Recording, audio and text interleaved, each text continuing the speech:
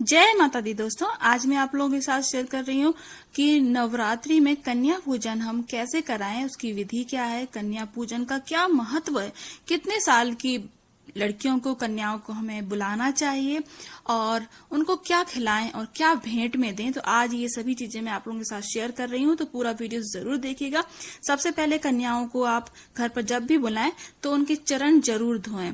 आप अपने हाथों से किसी पात्र में थोड़ा सा जल भरें, उसमें 2 बूंद दूध डालें, गंगा जल डालें और फिर अपनी कन्याओं के सारे पैरों को अच्छी तरीके से धोकर आप सभी कन्याओं को पैर धोने के बाद उस जल को अपने सारे घर में कोने कोने में छिड़क दीजिए और फिर बचा हुआ जल को आप किसी भी पेड़ में डाल सकते हैं। ये बहुत ही शुभ होता है, आपका घर पवित्र हो जाता है। कन्या किस एज की बुलाना चाहिए, किस उम्र की? तो जितनी छोटी से छोटी कन्याएं होंगी उतना ही बहुत प्रभाव पड़ता है आपके घर पर। जैसे कि 2 साल की बच्चियां हो, 5 साल की बच्चियां हो, 5 साल से कम की हो तो सबसे अच्छा हो। वैसे तो 10 साल से कम की भी हम ले सकते हैं, लेकिन 5 साल तक की कन्याओं का बहुत ज्यादा महत्व होता है। छोटी छोटी कन्याओं को आप ले सकते हैं और आपको उनके पैर धोने के बाद उनको टीका लगाना है, उनको अक्षत लगाना है, लाल चुनरी पहनाना है और फिर उनको भोजन कराना है। भोजन में आप कुछ भी करा सकते हैं, बस बिना प्याज लहसुन की सब्जी होनी चाहिए। अगर सब्जी आपके यहाँ नहीं खिलाई जाती तो खीर पूड़ी जरूर खिलाएं, हलवा पूड़ी खिला सकते हैं और उनको हमेशा पूरा आहार दें, उनका खुश होकर वो आपके घर से जाएं। ये बहुत ही मायने रखता है। और कन्याओं को आप कुछ ना कुछ हाथों में लेकर जाएं, वो ये जरूर आप देखें, खाली हाथ कन्याएं नहीं जाती हैं। आप उनको एक पोटली में, थोड़ा सा पॉलिथीन में या किसी चीज में चावल और अक्षत जो होते हैं, अन्न जो होता है वो जरूर दें, फल जरूर दें। कोई भी गिफ्ट आप ले सकते हैं बच्चियों के लिए, उपहार के लिए। फल, दक्षिणा यानी कि कुछ पैसे और अनाज देना बहुत ही शुभ माना जाता है। आपके घर में कभी भी धन धान की कमी नहीं होती है फिर। तो ये जरूर आप अपनाएं जब भी अगली बार आप कन्या पूजन कराएं। और कन्या पूजन कराने के बाद क्या महत्व होता है, ये आपकी जब आप 9 दिन के व्रत रख रहे हो या फिर 9 दिन की पूजा कर रहे हो नवरात्रि में, तो कन्या पूजन का बहुत ज्यादा महत्व होता है। साक्षात माता रानी आती हैं आपके घर में और आपको कन्या कितनी बुलानी चाहिए, तो 9 कन्याओं आपको बुलाना चाहिए। 9 कन्याएं और 1 कन्या यानी कि 1 लड़के को जरूर बुलाया जाता है। इसको लांगुर हम लोग बोलते हैं। तो ये आप लोगों को करना चाहिए, बहुत ही फल देता है, बहुत ही आपको इस चीज का फायदा होगा।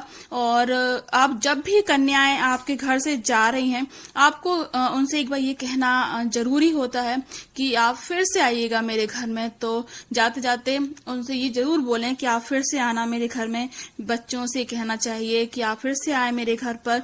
तो और जब वो जाएं तो बहुत खुश होकर जाएं एक बार, और उनके चरण छुएं, आप पैरों को छुएं, उनको अच्छी अच्छी गिफ्ट्स दें। आजकल तो मार्केट में बहुत अच्छी अच्छी गिफ्ट्स अवेलेबल हैं, आप उनके लिए कुछ भी ले सकते हैं। क्लिप्स है, चूड़ी है, कंगन है, बिंदी है और रबर बैंड्स आते हैं। बहुत ही प्यारी प्यारी चीजें होती हैं। बुक्स वगैरह दे सकते हैं, कलर्स दे सकते हैं। आप उनके फेवरेट जो चीजें उनको चाहिए वो आप दे सकते हैं। सबसे मेन महत्व होता है कन्या पूजन का पैरों को धोना, टीका लगाना और चुनरी उड़ाना और उनको आपके उनके जो पैर हैं उनको छूना और उनको हाथ में कुछ ना कुछ देकर भेजना। तो ये चीज जरूर आप ध्यान दें। और आप सभी की नवरात्रि बहुत ही अच्छी रहे, मैं सब माता रानी से विनती करती हूँ यही। और आपको कभी भी कोई भी परेशानी का सामना ना करना पड़े। और मैं पहले ही आप लोगों के साथ शेयर कर चुकी हूँ कि आपको पूजा कैसे करना है आखिरी दिन की, अष्टमी और नवमी की। अगर आपने वो वीडियो ना देखी हो तो आप देख सकते हैं। और कन्याओं को फल जरूर दें हाथों में, फल देने से बहुत ही शुभ होता है। आप ड्राई फ्रूट्स का पैकेट बनाकर भी रख सकते हैं बच्चों के लिए, कन्याओं के लिए, वो भी बहुत शुभ होता है। जो भी फलहार की चीज होती है वो जरूर करें। और अगर आप चाहते हैं कि आप कुछ ऐसा चीज देना चाहते हैं अनाज में, तो बहुत ही शुभ माना जाता है। आप चावल दे सकते हैं, आप उनको कुछ भी चने वगैरह भी दे सकते हैं, जिससे कि वो घर में लेकर जाएं अपने। तो बहुत ही शुभ होता है। आपका जो भंडारा है, आपका भंडार है, वो कभी भी खत्म नहीं होता है। इसलिए आप जरूर उनको ये चीजें दें, चावल, फल, दक्षिणा और गिफ्ट्स वगैरह जरूर दें।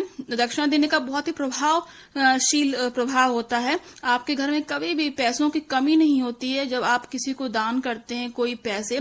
ऐसा कहा जाता है कि आप जितना देते हैं उसका दुगना आपको मिलता है। तो अगर आप बच्चों को 100 रुपए देंगे तो आपको कहीं ना कहीं से